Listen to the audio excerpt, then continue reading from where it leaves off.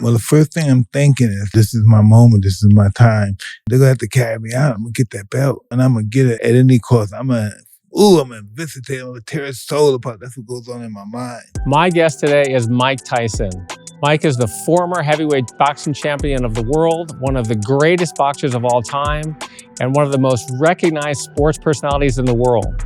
That's just what I wanted to do. I wanted to be the best in the world. I knew I was going to fight. I wanted to look the best. Most of my career fighting, it was just based on my ego. I would think nobody's ever going to pick on me again. I think of those cold, weak moments when people abuse me. It's never going to happen again. When he was 20 years old, 4 months and 22 days old, he became the youngest boxer ever to win a heavyweight title, and he was the first heavyweight boxer to simultaneously hold the WBA, WBC, and IBF titles. I had won the Junior Olympics twice, right? And so it was in a local paper. And take the paper home, newspaper, and I showed it to my mother. So she said, remember Joe Louis and Max Mellon? There's always somebody better. And when she said that, I said, listen, Mom, the guy that you talking about right now who's always better than somebody, that's me. I'm always better than that guy. He finished his professional career with a 50-6 record with a knockout to win percentage of 88% and is a member of the International Boxing Hall of Fame. In addition to his incredible boxing career, Mike has appeared in dozens of movies and TV shows and is the creator and actor of the one-man hit Broadway show, The Undisputed Truth, and is the author of a best-selling book of the same name. I'm going to get this belt and I'm going to get it at any cost. I'm going to visitate. I'm going to tear his soul apart. That's what goes on in my mind. Mike is also a successful entrepreneur. He's the founder of 2 cannabis companies, including Tyson 2.0, and he is a dedicated philanthropist through his Mike Tyson Cares Foundation and his support of other charities, including the Make-A-Wish Foundation and the Special Olympics.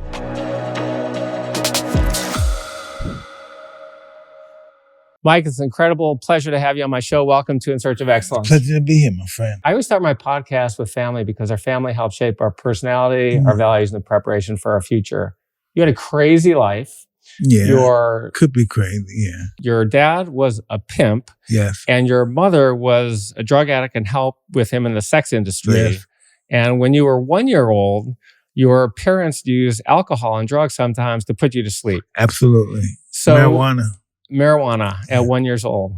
So take us through the first 5 years of your life. I think a lot of us remember what we were like in kindergarten. We're going to get into your later childhood right after that. But through 5 years old, did you realize what kind of life you were living? I had a really a middle-class life when I was 5 years old. You know, my life comes across like I started in the pits of Brownsville, but that maybe I led people on to believe that, but that's really not that's not what happened. I remember us living in a brownstone, and we had his name was Arthur. He was our landlord. He lived there, Jewish older man, and I had a really decent life until I guess my mother.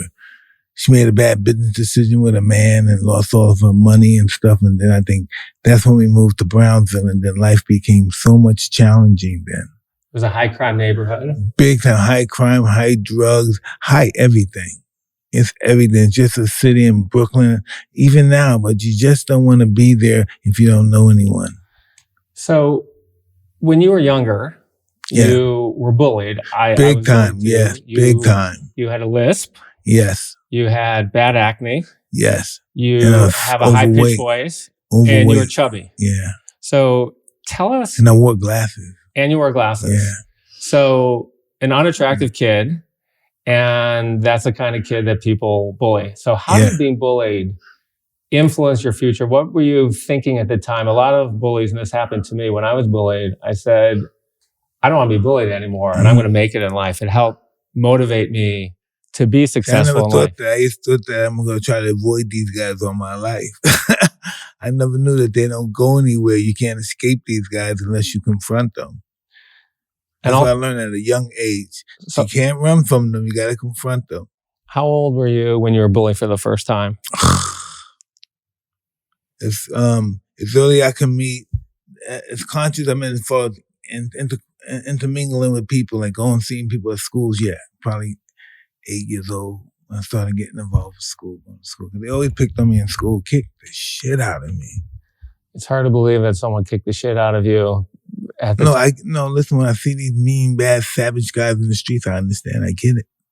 I get something happen. And we turn into those people. And at that point, would you come home crying to your mom? All the time. What would your mom tell you? Don't worry, it's gonna stop. You don't have to fight him back now. You can do it. My mother just was non-violent. She didn't believe in fighting and stuff. She believed in taking care, make sure the kids avoid reality life. But it wasn't like that. You had to confront your demons. Right. 20% of kids in high school between the ages of 13 and 18 are bullied. It's a national pandemic. By the time I'm 13, I'm never bullied again. All the tough guys are my buddies. They want to be my friends. And by the time I was 13, I knew all the gangs guys. Everybody knew me. We all robbed together. That's just how the life was. Right. It was like a bizarro world. Like all the bad was really good, and all the good was really bad. The respectable people were bad, and the criminal guys were good, and that's how it was in that world. If you weren't involved with crime, you weren't our friend. You're the enemy, and that's how it was. At some point, you're 10 years old. Yeah. And you love pigeons. You were an unhappy kid, and pigeon was the first thing that you loved in life. 100%. Listen, I've got involved with pigeons from being bullied. I'm walking because, in my school, you have lunch and you have breakfast. So I go and I eat breakfast, and then I leave the school, walk around the school, kill time until lunchtime comes, which is probably 11 to 12 o'clock. So I go there, I eat lunch, and then I wait till school is over, then I can go back home. One time I had eaten lunch, and after that process of eating lunch, I was walking around the school as I normally do, and I saw 3 guys. And then they started to assail me and say, "Hey, you have any money?" No. And they said, "If I find any money, I'm gonna kick your, what?" And I let them check me. And he said, "Yo, you want to fly with us?" I had no idea what flying meant. And so I said, "Yeah," because I was scared. And so I climbed this fence. And he said, "Give me those milk crates." I'm throwing them milk crates. I don't know why he wants these milk crates. This tough kind of street guy. And we're taking these milk crates in this abandoned building. I'm getting really nervous. I don't know these guys, and they're trying to get me in this abandoned building. And I said, "Get up there." And I was scared. I went up the stairs, second, third floor, and I climbed to the roof. And they went up first, and then I started passing them the crate. Then I went up there, and I saw this little Cooper box with a little net fence. I saw birds. I was like, wow, these guys like birds? I thought these guys they were horrible, but I thought these guys like birds. These kind of guys like birds. And I was impressed with those kind of guys because nobody messed with those guys. Their brothers were tough, and they always got respect in the street. And so I was there. I don't know, they go to the store for me. Give me some tea, give me some food, give me some cake, milk, this. The birds I didn't know at the time, but the birds they had was really out of condition. So they fly for like 10 minutes, then they land on somebody. Go over there, shoot, and scare the birds on the roof. I'm gonna fly the birds. If they come on the roof, you scare them off. And so that's the stuff I did for them. And so after they kept me captured and school was over, they let me go home. And I definitely, that whole day, I was just thinking about these birds and these guys. And so the next day come, I go eat breakfast and I go to the coop that they had me at. And as soon as I come to the coop, they see me from the roof and they start throwing bricks at me. "Trying to steal our birds, mother effing this and that." And I said, "No, I just came by to know if any of you guys need me to do anything, go to the store for you or something." And from that day on, I was stuck with birds. But then you had a neighbor and a bully, and he did something really bad to the bird. No. Once I started getting involved, this is a year now. A year has passed. Now I am robbing people for the money to buy birds and bird feed. And I had my birds hidden in an abandoned building that my family happened to live in. And I showed somebody the birds that I bought with the monies that I had stolen. And he went back and told those guys I had a bunch of birds, and he set me up to get robbed by the birds. And so those guys came in the room and tried to snatch my birds, and my mother came up, "Hey, y'all, what y'all doing?" And they ran, but one guy ran. Before he ran, he took a bird and put it under his shirt and took off, ran between my mother. And I was chasing him. I don't know why I was chasing him. I don't know why. He started saying, "Hey, please give me my bird." And he stopped and said, the words he said, I can't even tell you what he said to me. But he said, "You want this bird? You're fat." And he took the bird. He hit me with the bird's body, then hit me with the head. And one of the guys that used to bully me too, he always bullied me too, but he said, you better fight him. He was mad, even though that was his friend that did that. He felt a little bit of being assaulted by me ripping the bird. They love birds too. He took the bird, hit me with the body, hit me with the head, called me fat and stupid and all that stuff. And I fought him. And there's blood on your shirt because on my face. Yeah, your face. Just splattered all over the place. Yeah. Because when he took the head, the blood was shooting and hit on me, and then he hit me with the bird. It's traumatic even to see it, and then it pisses you off. That's the first time I ever saw that. I never saw nobody snatch the bird head off. That's my first time. And so my friend told me to fight him, and it was sloppy. I just started fighting him, and I kind of dropped him, hit him, and he fell on the floor. Not necessarily in the face, but slipped. It looked like I hit him. And the guys that came there to rob my bird, they all started applauding, clapping, laughing. The guy was bigger than you? Yeah. He was like 14, 13. And you were 10? Probably 10, 11, yeah. And what was the feeling when you hit a guy for the first time? I couldn't wait to go home and tell people that, I had a fight, but they knew, they seen the fight. People started coming around and everybody started talking, wow, man, you did this, you did that, man, you kicked such and such. And then I used to start watching my friends box, playing around. And that's when I wanted to be like that kind of tough guy, know how to fight, the kind of guy in the streets. Nobody mess with me. I could wear my jewelry, my fancy clothes, no one to take them from me. Did the bullying stop after that first fight? Because everyone knew Absolutely, you could... but then the bullying started with me. I started bullying people because that was the norm. You were bullied, and then you became a bully. That's what happened to bullied people. Hurt people. And so at that point, you started getting in more fights and beating fights, people up? Tons of fights, man. I must have had 3 fights a day. You would start them? Huh? You would start the fight? Well, if I'm on the bus and I'm trying to pickpocket you, and you see, and I don't know, you have a friend with you on the bus or a family member, and the family member sees me, but you don't, and the family member just comes up and hits you, boom! He's in your pocket, and he explains to his partner, he's in your pocket. And so I'm fighting on the bus. I'm getting my butt kicked on the bus because they jumped me and they kicked I'm only like 12, 13, but I'm a big kid. I look like this at 13. And if I'm fighting both of them, and so I get off the bus, but I snatch his chain before I get off the bus, stuff like that. And we were just very notorious. So we would get on a bus or something, or train, and the conductor would say to the bus driver, hey, everyone, some young people got on the bus and they're jostled, they're pickpockets, watch your pockets. When we get on the bus, we're so, wow, he said that. So we get off the bus, and it was just a struggle every day. Sometimes I go out with 3 friends, 4 friends, early in the morning, start robbing and stealing. Some of them might get killed. We all don't come home together. That's just our life as really poor kids in New York City. What was the first time you committed a crime? You said you were pickpocketing people. And what made you do it? Because that was the norm for everyone I was hanging around. These kids, they live in these low-income houses, but they dress. You think these guys are from prep school. They got the glasses, they got the cardigans, they got the diamond watches, and they was up on all the fashion designs of the day. They wore clothes, Jordache and all that stuff. They were just into the dressing scene. And I wanted to be like that because one day I went hanging out with them because I'm flying the birds. I'm on the roof of the birds, and you get bird shit on you because you're cleaning the bird coop. You get tar on you because you're trying to tar the coop for rain or snow to get involved, and you look like a mess. You look, shit on your face. And they say, come on, we're going to the center, the jam. And I was too young. I didn't understand you had to wash, first go home and wash and do all that stuff, then come out. I used to we stayed dirty and funky all day because everybody liked them when we was on the roof and we were looking dirty. People would come by all hugging, hey, we're going out tonight. I didn't know you had to go home, change, get fly. And I went to the center. I went to the center where they were jamming. And they saw me and they all started laughing at me. And I started crying. I didn't know I had to take showers and dress and get the feathers out my hair and all. I had no idea about that kind of lifestyle hygiene.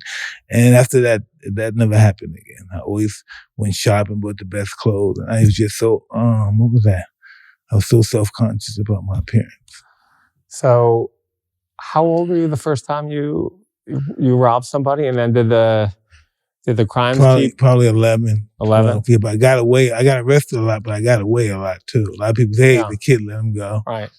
So by the time you're 13 years old, you were arrested 37 times. Probably more. I just put 37 out there, and when I was looking, probably more. So I would get arrested a lot, but they would let me go, the cops too. Why? Huh? Why would they let you go? Well, I was a kid. You know what I mean? First, they thought I was a tough guy because I was big, and then they saw my age. I'm playing 12, and they would let me go.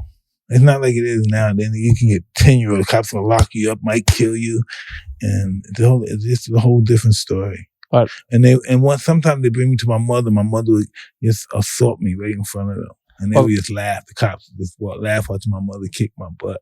I mean, I was wondering about your mom. What would she say when you came home with the jewelry that she knows you didn't earn or pay for? She wanted some too. And I would come with their money. I was give money because I would steal money from my friends too in the house. I used to be the really,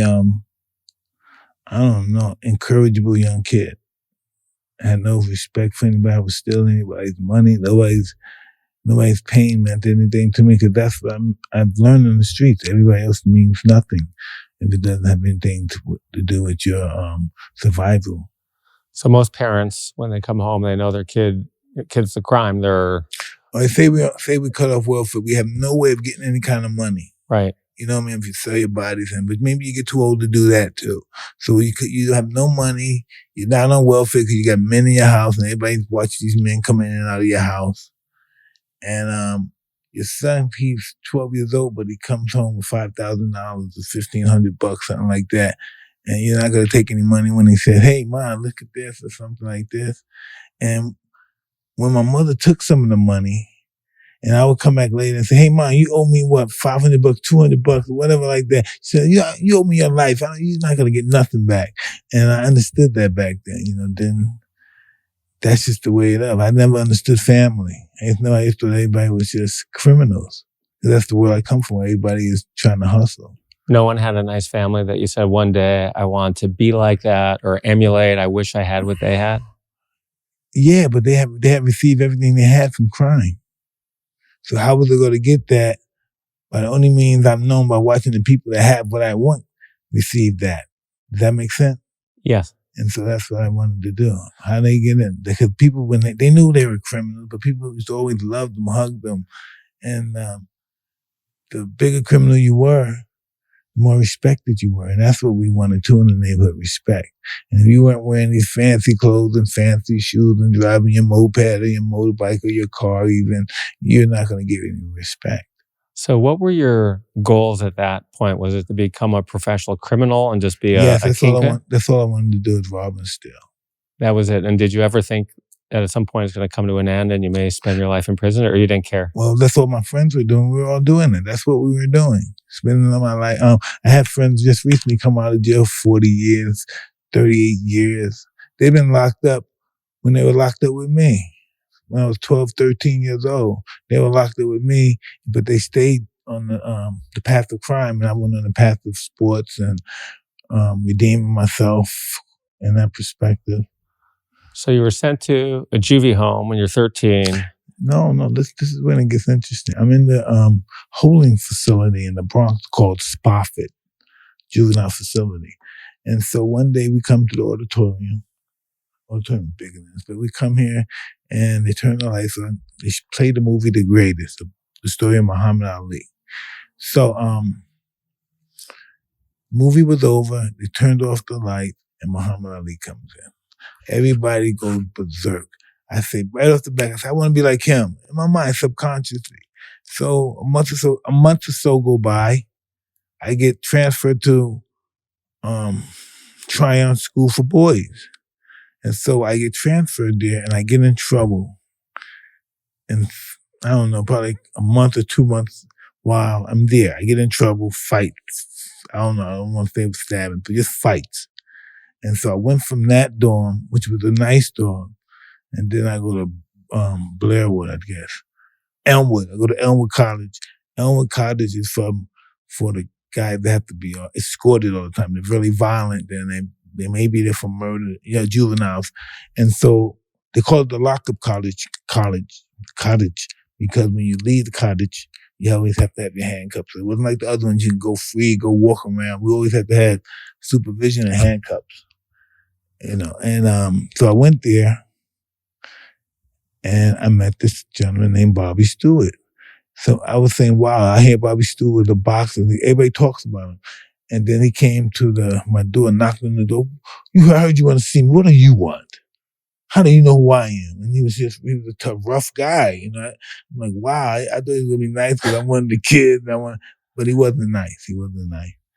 I said, I want to be a fighter. He said, everybody wants to be a fighter. Show me you want to be a fighter and show some respect to people, because I wasn't that kind of, I was very disrespectful to everyone.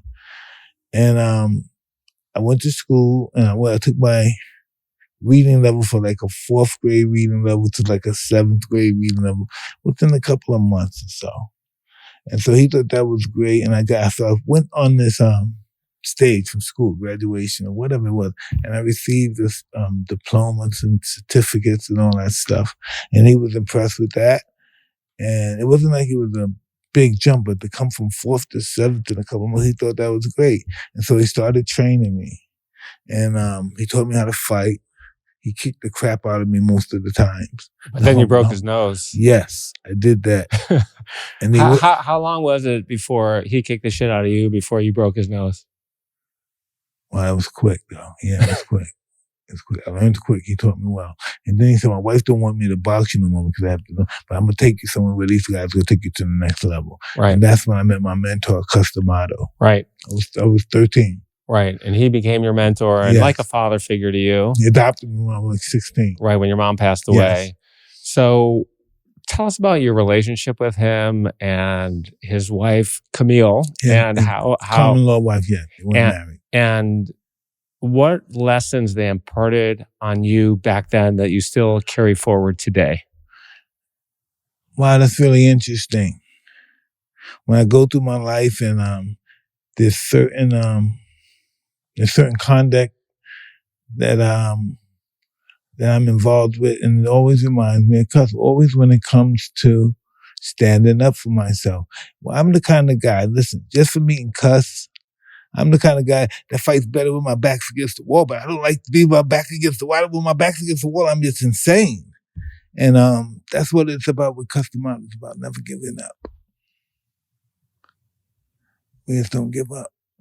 That was the main lesson he taught you? No, absolutely. And it works. So you had an unusual relationship with him. He was your father, became your father. Yes. And was probably the first time... I understood the concept of love. I was just going to say, was that the first person who loved you for the first time? Yes. And how good did that feel coming from the kind of home you came from to living and having a dad? That's very interesting too, because once I felt that feeling, I wanted to do anything I could for him. He wanted me to be heavyweight champ. I wanted to do that for him. For him, not for yourself. No, that too, but for me getting the courage and the confidence from this guy. You know, to be able to do what I did, I wanted to do it for him. How old were you when he said, hey, Mike, you've got some special skills? The first day he met me. Just like that? Yeah. But Bobby told him already, hey, this guy's got some skills. Yeah, but the first thing he saw me box about, Bobby kicked the shit out of me. Yeah, but then you broke his nose. No, that's before. That's way before. Okay. But he kicked the shit out of me because he saw something. He said, this is going to be the next heavyweight champ of the world. First day he saw me box. Just like that? He saw I was very aggressive, I came across very malevolent, mean. You know, I was just, he enjoyed that. He liked aggressive, violent, hungry guys that won't give up, real mean. Had you ever aspired to be the champion before Cus said you could be the champion? I wanted to be a criminal all my life. That's all I knew was crime. Yeah, but now you had a love for boxing. You were good at it. But at some point, did you say, hey, I'm going to be a good boxer, make a little money? Or at some point you say, I'm going to be the best guy? The greatest fighter since the beginning of eternity to now. Listen, Cus made me believe I was God. When you were 16? Yeah, when I was 16, I was already, world amateur champ, national champion. I was already an established fighter in the world. You were knocking everybody out. Yes, I would have to lie about my age, of course, to fight in the real good tournaments, the real good fighters. Because you had to be 18? No, I had to be 16. 16? No, 18, I think. I think it's 16 to be open fighter, 16. And at this point, you're not making any money. You're an amateur. I'm an amateur. And how often are you in the gym every day at 16 years old? Every day. 5 hours a day? Listen, 3 hours, probably 2 hours. But then I'm working early in the morning. I'm getting up running. I'm doing my exercise. I'm shadow boxing. It's basically, you work out most of the day. Most of the day consists of you working out. Were you in school at all? Yes, I was. This is really cool too that you brought that up. And I was never interested in what they had to teach me in school. I only thought about being a champ of the world all day in school, daydreaming how I'm going to defend my title and do this, and I'm going to have a beautiful house. And that's what I normally thought about. I wasn't really interested in what they were teaching me in school. So I used to always try to get kicked out of school. So one day, I had a teacher that I had a physical altercation with.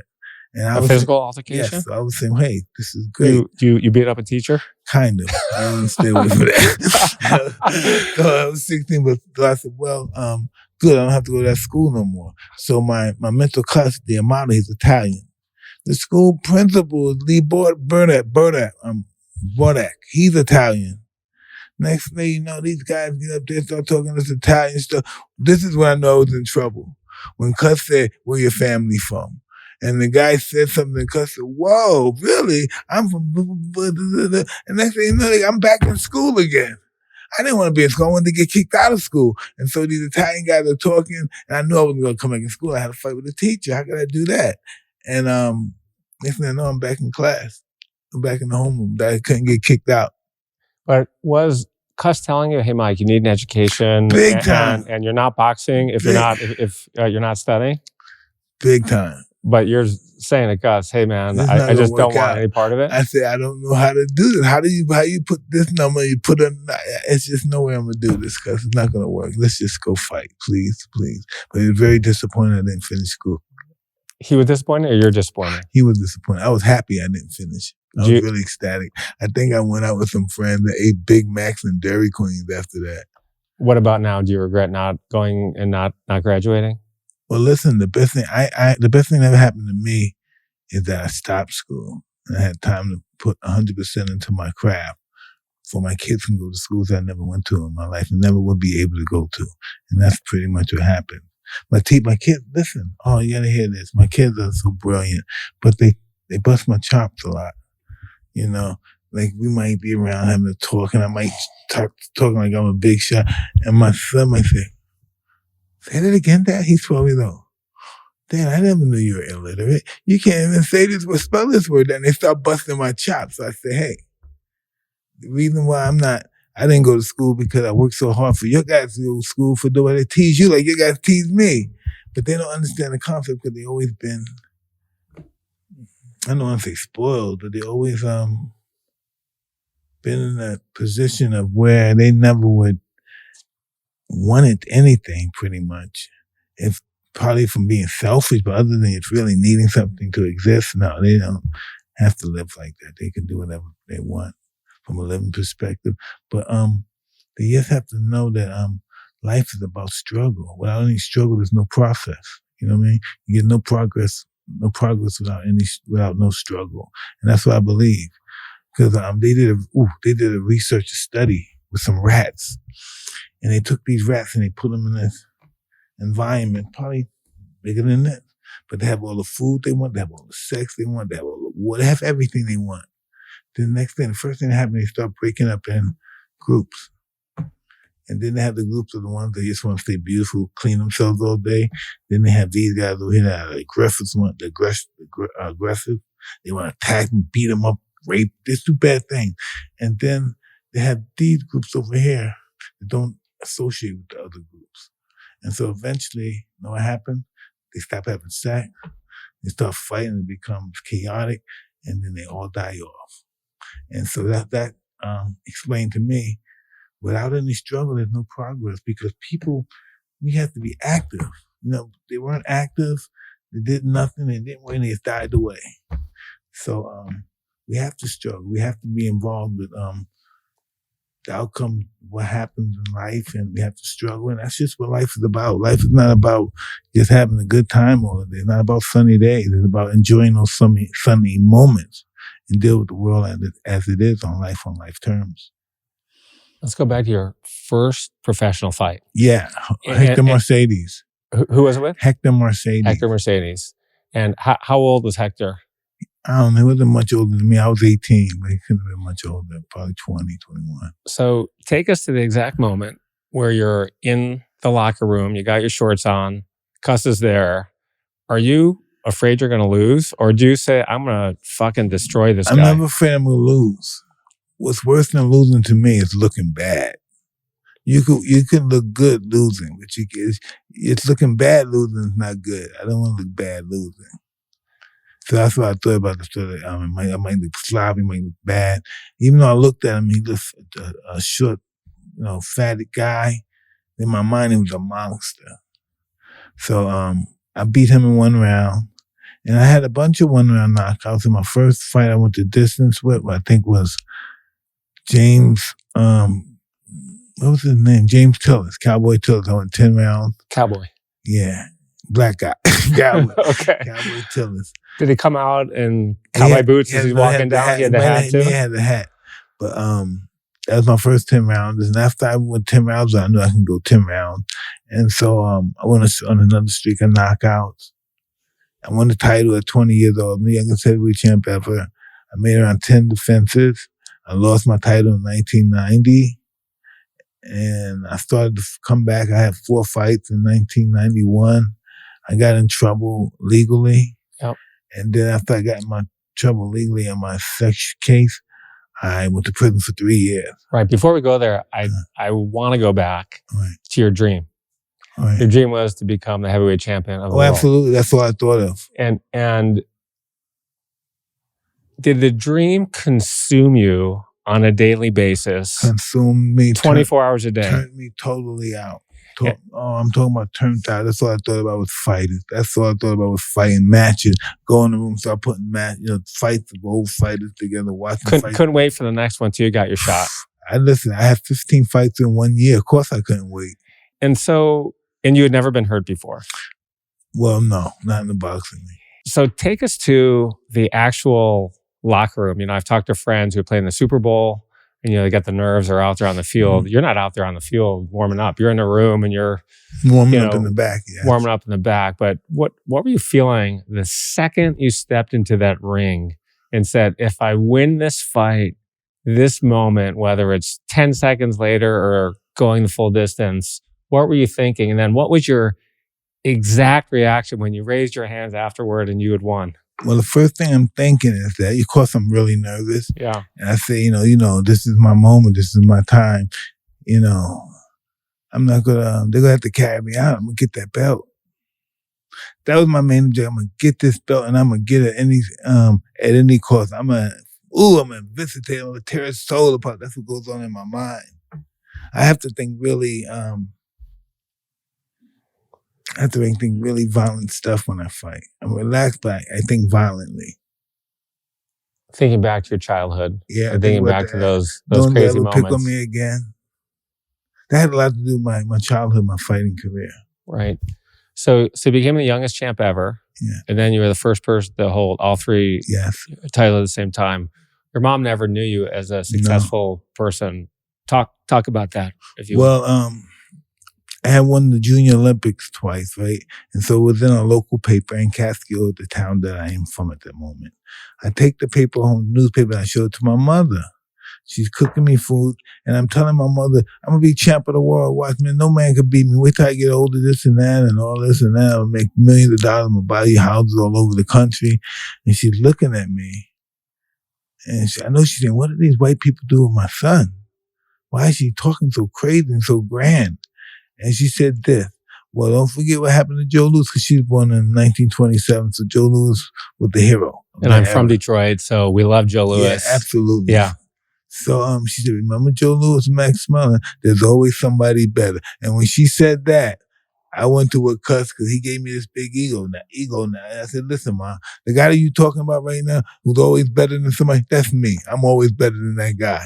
That's me. I'm the guy, Dad. There's always somebody better, Mom. And after that, she just looked at me and gave me the paper and walked away. And I know my mother, she was just really never been with a guy that just brag and talk. I'm going to be the greatest ever, because you have to give yourself affirmations. And you never got it from her? No, Cus taught me affirmations. And but my, when you my made mother it, just taught me how to be a kind, respectable kid. Don't go out there and fight people and Right. stuff. You would never believe my mother. I could believe. You knew my mother. She was a really nice lady. She was just surviving out there. well, you regret that she didn't see you as a champ and all the tremendous Oh, success you had. 100%. 100%. So you talked about making millions of dollars. And you were going to buy her all this stuff. Yes. At one point, you were the highest paid athlete in the world. Yes. And you started making $1 million, and you're getting purses of 10, 20, $30 million. Yes. You're setting pay-per-view records all over the world for all your fights. And at some point, you'd made $400 million reportedly in the ring, which inflation adjusted is $700 million today.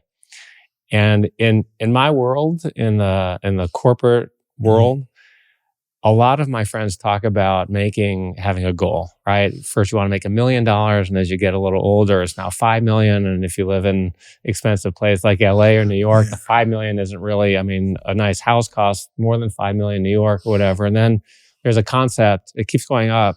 People talk about fuck you money. And fuck you money is, I don't have to worry about money. I can do whatever I want. But you had made fuck you money, a lot of it, and then you lost it. So you went bankrupt. How did you go? And so many people I know, by the way, who are many millionaires, centimillionaires, have gone bankrupt as well. How did that happen? And what's the lessons that you took from that? I got in that condition by being really careless and reckless. And not that I thought the money was never going to end. I just thought I was never going to live that long. And so I just lived the life of Raleigh, I guess, right? I did whatever I want, when I want, with whoever I wanted, wherever I wanted to do it at. And that was just my life of excess. But that's a lot of excess. It's hard to spend that much money. No, people steal a little from you here. You give a little away here. You do a little investments, a really small amount of it. And people, you can learn how to be successful, right? You can learn hard work, diligence, and all that stuff, and you can become successful. But that's a blueprint for success. There's no blueprint for managing money. You know what I mean? No one tells you, hey, you got to manage your money, especially when you never did it before. Right. And you're just a street kid. And then, listen, I used to read about these old guys, especially the old Jewish guys at the turn of the century and stuff, the majority of them, like Florence Ziegfeld, those guys. Yeah. And when they were trying to explain to him about investing your money and doing your money in this and closer to you, he said, I'm not giving the banks my money. I'm not putting my money in the bank. And for some reason, I said, hey, I don't blame him. Anybody can take your money. You have all your money in this bank, and all the next thing you know, hey, the bank crashed. And so I always think, hey, that's ridiculous. I'm going to have my money underneath my bed pretty much, And that's just how I live my life. And it has a lot to do with my personality. I'm really extreme person. There wasn't someone near you who you trusted and said, hey, Mike, I'm going to manage your money and kind of rein you in and say, once he said that, he wasn't hanging around me no more. Just said, too bad, I'm doing what I want to do. I was just a Planes, kid. trains, I have jewelry. all that money, and I was just, I gave a lot of that stuff away. You're known to be a very generous guy. Were people taking advantage of you at the point? Absolutely, but at that moment, you become, you have the Stockholm syndrome. You have to be. Listen, you always have this money. You have no self-love for yourself. You feel like you're in, you're a member of the, what's that when you're a survivor from all your traumas in life? I didn't believe I deserved everything I had. And so I never had it before. I never knew all these people. Everybody's my friend. Everybody's kissing. I'll die for you. I love you, this and that. That's pretty distracting. And then you say to yourself, I don't love me. How do they love me? And then you start questioning yourself. You start questioning your existence. You start questioning, if everybody loves me, then who hates me? I must be an enemy to myself if everybody's my friend. And I have no enemy. The only enemy has to be me. So I start looking at myself in a different perspective. And it wasn't good. I didn't have a good self-esteem. So I didn't feel the money meant nothing. Money meant nothing to me. But this is what I found out in life. If I did it once before, I can do it again. And I did that. And then I lost my money again. But I did it again. and I lost my money again. But listen, I've been rich and broke more than anybody I know. And so I'm just grateful that I have a great support system now, and I'm living my life different, high yield accounts. And I'm very fortunate. I'm very fortunate and very grateful for the way my life turned out.